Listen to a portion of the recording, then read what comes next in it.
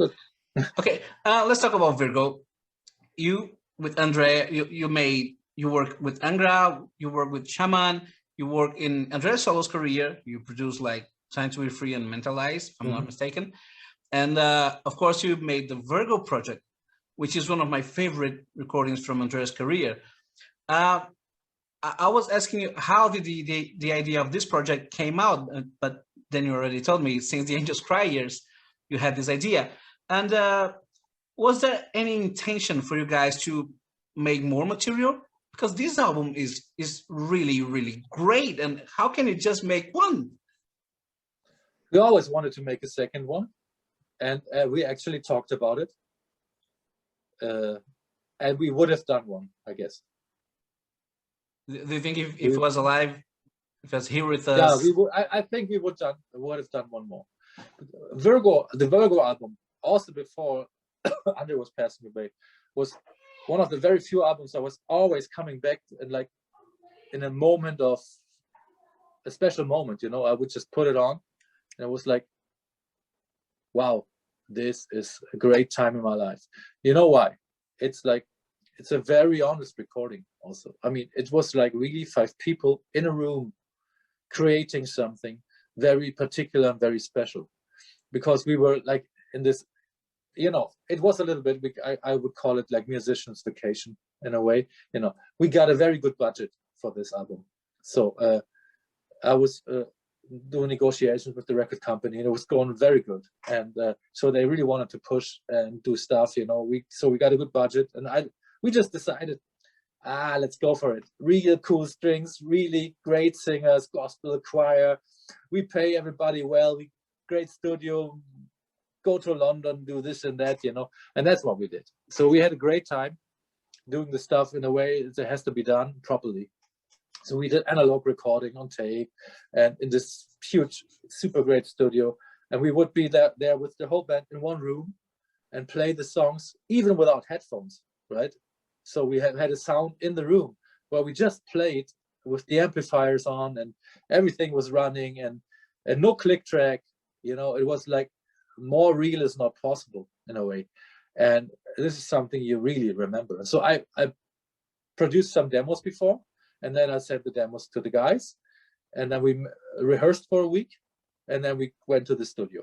And so everybody could adapt himself to the songs and get some new influences, and something very personal, a very personal sound was created.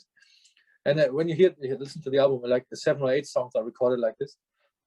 Some other songs are recorded in our old studio, even here in this little studio.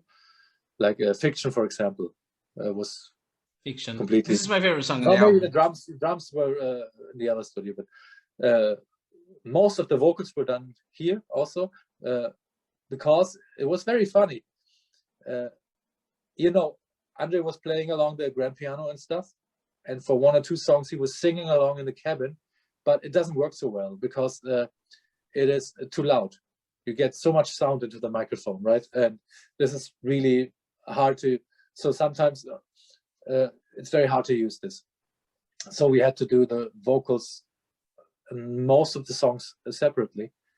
But on some songs I used the vocals from the demos that we recorded before. So we recorded, first time I tell this story.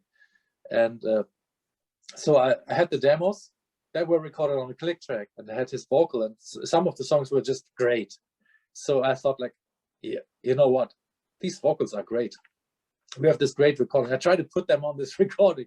So I put it on the recording with a different tempo and everything, you know? And so actually, some of the songs are the demo recordings. Some were done live there, and some was done here in this studio afterwards, right? Like Fiction, for example, was done in this room, not even in the recording booth. We just did it here with an SM58. I did my part.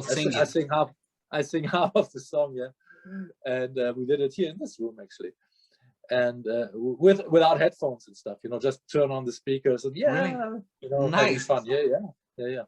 And yeah, that's so. This was a very real experience, and for everybody. If you ask anybody in the band nowadays, he would say like, it was such a great time, right? And when you listen to the sound of the Virgo album, it's like I did it in a very particular way. Most of the songs that we recorded that way, right? You would listen to the album. On the right side, you would hear the guitar. Usually it's one guitar. Sometimes I have some overdubs on top, right? But there's always one basic guitar, which is the main guitar, including solos. Was also basically playing the solos inside the room while we were recording. So no, most of the solos are no overdub. They're just recorded with the band. And you cannot, you know, and once you play, it's on all the microphones. You cannot change it, right? It was great. And the keyboards I put on the other side. So Miro was sitting on the other side of the speakers, right? So it was a little bit inspired by an album that Andre and I loved when it came out back then. It was he brought it here. It was the Purple, Perpendicular. Similar way of balancing the sounds, right? And I love this because it's so, you can hear everything so well, you know, everything is so separated and it's very alive, and it's particular. I love it.